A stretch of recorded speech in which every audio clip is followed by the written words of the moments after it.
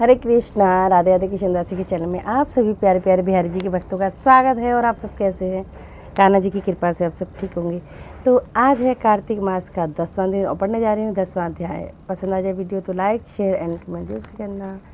श्रीमन नारायण नारायण नारायण, भजमन नारायण नारायण नारायण, लक्ष्मी नारायण नारायण नारायण, गोविंद नारायण नारायण नारायण। बोलो लक्ष्मी नारायण भगवान की जय, श्री हरि विष्णु भगवान की जय। सूत जी ने सभी ऋषिगणों को संबोधित करके कहा, हे ऋषियों, कार्तिक माह में स्नान, पूजन और व्रतों का महत्व जानकर राजा पृथु का मन कार्तिक महात्म्य और विष्णु पूजन में रम गया, किंतु कुछ उत्सुकता जस की तस बनी हुई थी। अथवा नारद जी के श्रीमुख से वे जितना अधिक सुनते थे, उनकी उत्सुकता उतनी ही बढ़ती जाती थी। उन्होंने नारद जी से कहा कि हे नारद जी, आपने कार्तिक महात्म्य का बड़ा ही उत्तम फल कहा है। अब कृपा कर तुलसी का महात्म्य सिद्ध करने वाला दृष्टांत भी सुनाइए। यह सुनकर श्री नारद जी बोले, हे राजन, प्राचीन काल में सेवादी पर्वतमाला में करबीरपुर नामक एक स्थान पर धर्मदत्त नामक एक ब्राह्मण रहता था। वह भगवान विष्णु का अनन्य भक्त था, ब्रह्मज्ञानी तथा धर्मात्मा था और सदा ओम नमो भगवते वासुदेवाय मंत्र का जाप किया करता था। एक समय की बात है, एक दिन जब रात्रि का प्रथम प्रहर शेष था, वह पूजन की सामग्री की थाली लेकर विष्णु मंदिर को चला। कुछ दूर जाने पर अचानक अपने सामने आती हुई एक राक्षसी को देखा, जिसकी दशा बड़ी ही विचित्र और भयानक थी। उसकी देह पर कोई वस्त्र नहीं था, उसकी आंखें लाल और दांत टेढ़े मेढ़े थे। उस भयानक राक्षसी को देखकर धर्मदत्त भय के मारे थर थर काँपने लगा। घुर्र घुर्र करती हुए उसकी ओर बढ़ने लगी।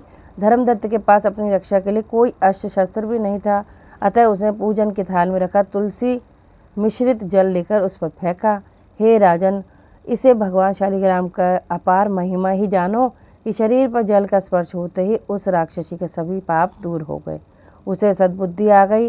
वह हाथ जोड़कर धर्मदत्त से क्षमा मांगने लगी और उसके कदमों में लौट गई। धर्मदत्त बड़ा दयालु था, उसे उस पर दया आ गई। तब उसने उसका परिचय पूछा। इस पर राक्षसी ने बताया कि मैं सौराष्ट्र देश के भिक्षु नामक एक ब्राह्मण की पत्नी हूँ। मेरा नाम कलह था। मैं बड़ी ही दुष्ट स्वभाव की थी। कभी भी मैंने पतिव्रता धर्म नहीं निभाया और सदा अपने पति से कलह करती थी। उसे उचित ढंग से भोजन नहीं देती थी। ब्राह्मण मुझे बहुत समझाता था, मैंने कभी उसकी बात न मानी। अंत में दुखी होकर उसने दूसरा विवाह करने का विचार किया। तब भी मैं अपने आप को सुधारने की नहीं सोची और विष खाकर प्राण त्याग दिए। तब यम के दूत मुझे पकड़ के ले गए। वहाँ यमराज ने जय चित्रगुप्त से मेरे अच्छे बुरे कर्मों के विषय में पूछा, तो चित्रगुप्त ने बताया कि इसने कभी पतिव्रत धर्म का पालन नहीं किया है, सदा अपने पति से द्वेष रखा है और उसके उत्तम गुणों की उपेक्षा की है।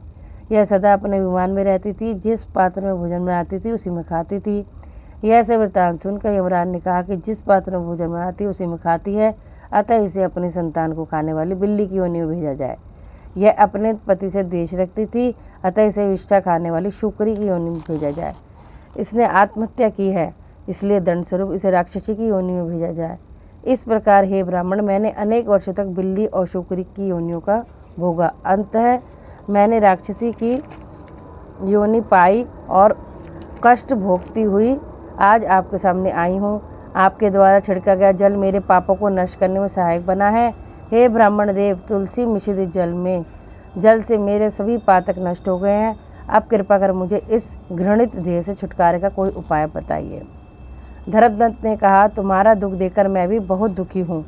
प्रेत योनि में दान, तप, तीर्थ अथवा धार्मिक कार्य नहीं हो सकते और तुम्हारे पाप भी बहुत अधिक हैं।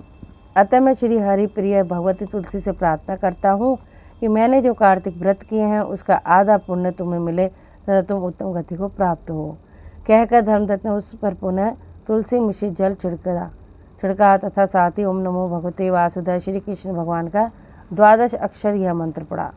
इतना होते ही कलह नामक वह राक्षसी प्रेत योनि से मुक्त होकर सुंदर एवं रूपवती हो गई। तब उसने धर्मदत्त को दोनों हाथ जोड़कर नमस्कार किया और प्रसन्नतापूर्वक बोली, हे ब्राह्मण देव, पाप की अग्नि में जलती हुई पापिन को आपने शीतल रल रूप होकर बचा लिया है, आप धन्य हैं। उसी समय भगवान विष्णु के दूत जय विजय वहाँ आ गए और उसे एक दिव्य रथ में बिठाकर बैकुंठ को ले गए। जाते जाते दूत धर्मदत्त से बोले, हे ब्राह्मण, आप धन्य हैं। बोलो श्री हरि विष्णु भगवान की जय, लक्ष्मी नारायण भगवान की जय। ओम नमो भगवते वासुदेवाय, ओम नमो भगवते वासुदेवाय, ओम नमो भगवते वासुदेवाय, ओम नमो भगवते वासुदेवाय, ओम नमो भगवते वासुदेवाय, ओम नमो भगवते वासुदेवाय, ओम नमो भगवते वासुदेवाय, ओम नमो भगवते वासुदेवाय। श्री हरि विष्णु भगवान की जय। जय हो लक्ष्मण भगवान, जय श्री कृष्ण भगवान की जय। अब आरती कर लेंगे, ठीक है जी। तो तुलसी माता हे सुखदाता, तुम हो कृष्ण की प्यारी, जो जगाए हम तेरी दिन रात, ये भक्ति है मेरी। तुलसा महारानी नमो नमो, हरि के पट रानी नमो नमो। कौन से महीना भूल तुलसरानी, कौन से महीना हुई हरियाली, आषाढ़ महीना भूल तुलसरानी, सावन मास हुई हरियाली। तुलसा महारानी नमो नमो, हरि के पट रानी नमो नमो। कौन से महीना हुई तेरी पूजा, कौन से महीना हुई सगाई, कार्तिक मास हुई तेरी पूजा, मक्सिर मास हुई सगाई। तुलसा महारानी नमो नमो, हरि के पट नमो। कहाँ बैठी तुलसा, कहाँ बैठे शालिग्राम, गमला बैठी तुलसा, आसन बैठी शालिग्राम। तुलसा महारा नमो, हरि के पट रानी नमो नमो। 56 भोग 25 व्यंजन, बिन तुलसी नहीं एक भी पूजन। तुलसा महारानी नमो नमो, हरि के पट रानी नमो नमो। जो तुलसी जी की आरती गावे, वसी वैकुंठ परम पद पावे। जो तुलसी जी की आरती गावे, मन वांछित फल रिद्धि सिद्धि पावे। तुलसा महारानी नमो नमो, हरि के पट रानी नमो नमो। बोलो तुलसी माता की जय। ओम नमो भगवते वासुदेवाय, ओम नमो भगवते वासुदेवाय, ओम नमो भगवते वासुदेवाय, ओम नमो भगवते वासुदेव। आप सब भी स्वस्थ रहें, मस्त रहें, श्री हरि के चरणों से लगे रहें, यही मैं प्रार्थना करती हूँ।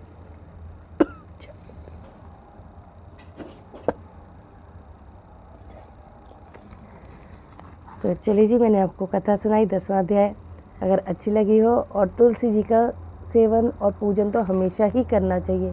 कार्तिक मास में अधिक महत्व होता है, लेकिन वैसे भी हमेशा ही तुलसी जी को अच्छा जल से सींचना चाहिए, अच्छे से उनकी धूप बाती करनी चाहिए, तिलक भी लगाना चाहिए, तो आप परिक्रमा करनी चाहिए। तो ये सब आप जरूर से करना, और श्री हरि प्रसन्न होंगे और अपनी भक्ति प्रदान करेंगे। राधे राधे।